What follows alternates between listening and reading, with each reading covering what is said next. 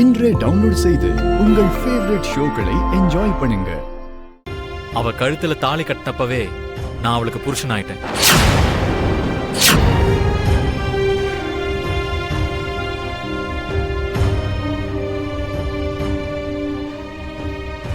அவளோட 7 தடவை அக்னி சுத்தி வந்தப்பவே அவ எனக்கு பொண்டாட்டி ஆயிட்டான். எங்க 2 பேருக்கும் நடுவுல புருஷன் பொண்டாட்டிங்கிற பந்தம் ஏற்பட்டதுனாலதான் அவளை பொறுப்போட பாத்துக்கணும்னு அந்த பந்தம் எனக்கு ஞாபகப்படுத்துது. நல்லா இருக்கு மித்ரா, ரொம்ப நல்லா இருக்கு. நீங்க எல்லாரும் நல்லதா இருக்கீங்க.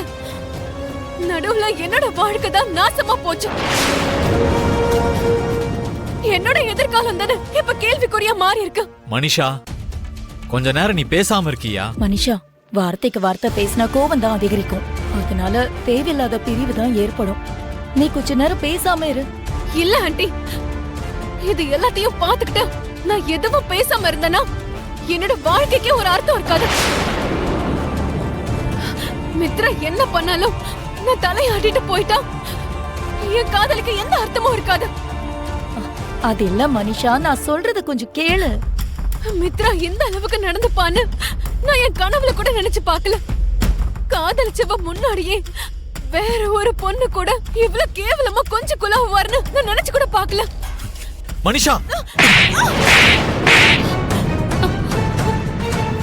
நான் லக்ஷ்மிய பத்தி கேட்டதுக்கு நீ என்னையே கை நீட்டி அடிக்கிறியா? எனக்கு ஒரு விஷயம் மட்டும் புரியவே இல்லை மித்ரா.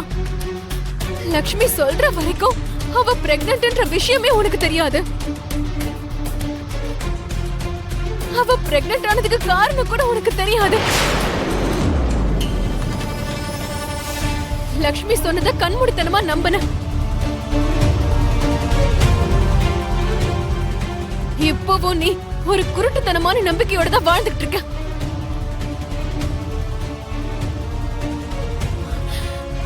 இந்த லக்ஷ்மி பிரெக்னன்ட் ஆனதுக்கு காரணம் இப்பவாவது உனக்கு தெரியுமா? உன்னாலதான் அவ பிரெக்னன்ட் ஆனான்னு இப்பவாவது உனக்கு நம்பிக்கை இருக்கா? மனிஷா, மனிஷா,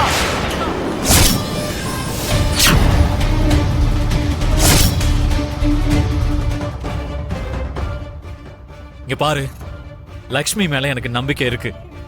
அவ இந்த விஷயத்துல எக்காரணத்தை கொண்டு போய் சொல்ல மாட்டாங்கிற நம்பிக்கை எனக்கு இருக்கு.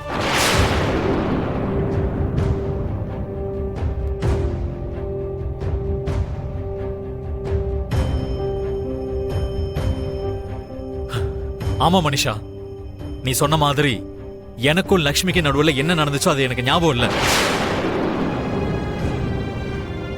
நான் குடிச்சிட்டு போதையில எனக்கு தெரியாம அந்த மாதிரி நடந்திருக்கலாம். ஆனா நடந்தது எனக்கு ஞாபகம் இல்ல. லக்ஷ்மிக்கு மட்டும்தான் ஞாபகம் இருக்கு. லக்ஷ்மி சொல்ற வார்த்தை மேல எனக்கு நம்பிக்கை இருக்கு. எனக்கு அது போதும்.